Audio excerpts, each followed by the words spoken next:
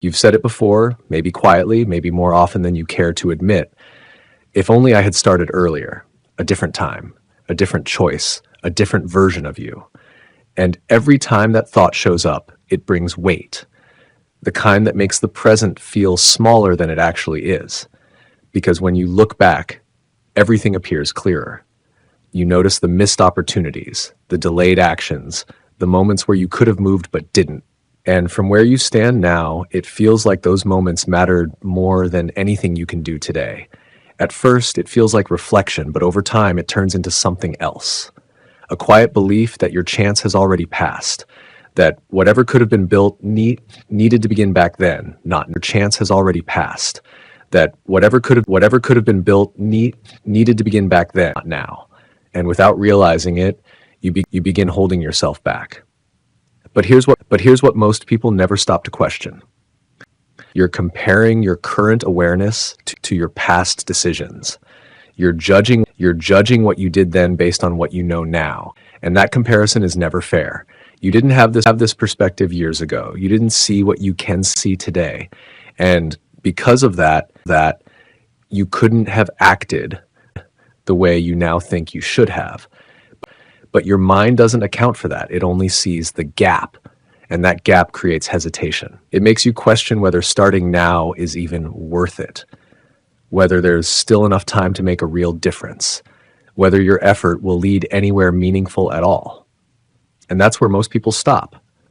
Not because they can't move forward, but because they've convinced themselves that the timing is wrong, that they're late, that they've missed something that can't be recovered. And so they wait, hoping for a different feeling that never comes. But what if and so they wait, hoping for a different feeling that never comes. But what if the idea of being too late is the very thing keeping you stuck? What if time hasn't been working against you, but has simply been waiting for you to see clearly enough to act with intention?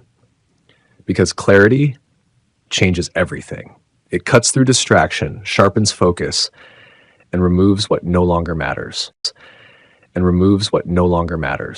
And when you have that clarity, you move differently. You don't waste energy the same way. You don't chase things that lead nowhere. You begin acting with purpose instead of uncertainty, and that alone changes the speed of your progress. There are people who started later than you and still built something meaningful, not because they had more time, but because they used their time differently. They moved with urgency, not panic, with direction, not confusion. Because once you understand what matters, you stop hesitating. You stop overthinking. You stop waiting for perfect conditions. You begin to act even when it's uncomfortable, even when it's uncertain, even when it feels overdue. And that's when things begin to shift. Not instantly, not dramatically, but steadily. You start to feel momentum again. You begin to see small results, then larger ones. And over time, what once felt impossible starts to feel within reach. But none of that happens if you stay focused on what's behind you. Because the past cannot be changed, but it can control you if you keep giving it attention. It can shape your decisions, limit your actions, and convince you that your future is already decided, and it's not. The only thing that matters now is what you choose to do from this point forward. Not what you didn't do, not what you missed, not what could have been, but what can still be built. Because time is still moving every single day, whether you act or not, it continues. And the difference between regret and progress isn't how much time you've had, it's what you do with the time you have now. Think about where you'll be 5 years from today. Not in terms of age, but in terms of direction. Because if you continue the same pattern, the same hesitation, the same delay, the outcome will remain the same. But if you shift even slightly, your direction changes. And over time, that shift compounds into something far greater than it seems in the moment. That's the part most people underestimate. They think starting now won't matter because it's not early enough. But they forget that consistency over time has a way of turning even small beginnings into something powerful. So the question is not whether you should have started earlier. The question is whether you're going to let that thought stop you from starting now. Because this moment right here is the earliest point you have left, and what you do with it will determine everything that follows. What you're about to hear will challenge how you think about timing, regret, and possibility. It will shift your focus away from what's gone and toward what remains, which is far more valuable than you realize. And if you stay with it, you may begin to see something clearly, that the opportunity was never in the past. It has been waiting for you in the present, all along. There's a peculiar tendency of the human mind which, if left unexamined, becomes the silent architect of limitation. It is the habit of looking backward, not for instruction, but for judgment. Many people sit in quiet reflection, not to gather strength from experience, but to measure themselves against what might have been. And in doing so, they unknowingly weaken their present position. This backward glance, when repeated often enough, begins to feel like truth. It suggests that the moment for action has passed, that the proper time belonged to another chapter, and that whatever remains is insufficient for meaningful achievement. Yet this is not truth. It is interpretation, shaped by a mind that has not yet learned to distinguish between reflection and self-imposed defeat. The greatest error in this pattern lies in the comparison itself. A person evaluates past decisions using knowledge they possess today, forgetting entirely that such knowledge did not exist at the time. They judge their former self by a standard that wasn't available then.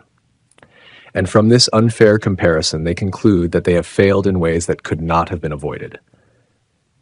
What begins as simple recollection slowly transforms into a fixed belief. The mind, having repeated the same conclusion often enough, accepts it without question. It declares that opportunity belonged to the past, and that the present is merely a continuation of missed chances.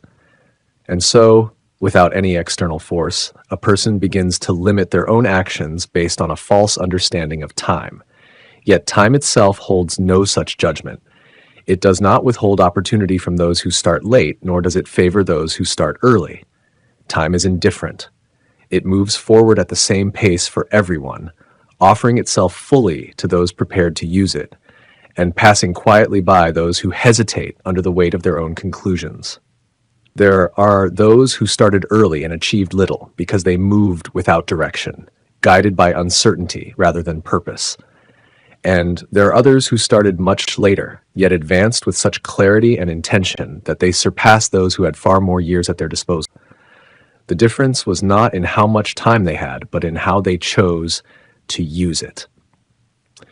Consider the person who reaches a point where clarity is finally gained. They begin to see, perhaps for the first time, what truly matters and what does not.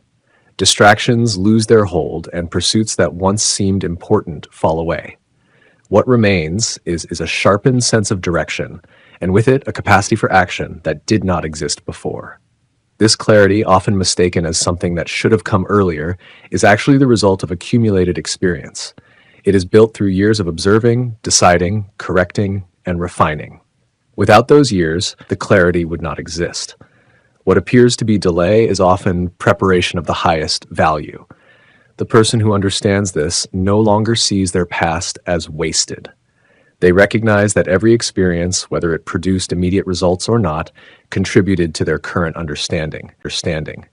They stop measuring progress by when they started, and instead measure it by the certainty with which they now move forward.